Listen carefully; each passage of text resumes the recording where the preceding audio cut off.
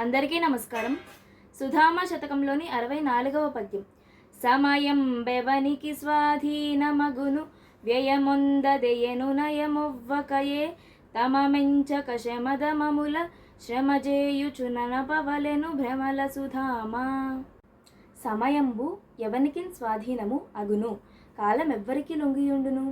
అనునయము బుజ్జగింపు, ఒవ్వకయే సరిపడకే, వ్యయము ఒందెదు ఖర్చు అయిపోవును కదా.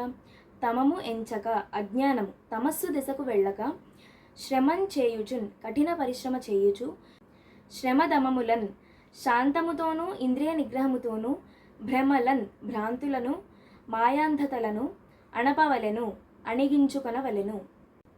ఓ సుధామ, ఈ మాయా ప్రపంచములో సమయం ఎవరికి వశమయ్యుండును?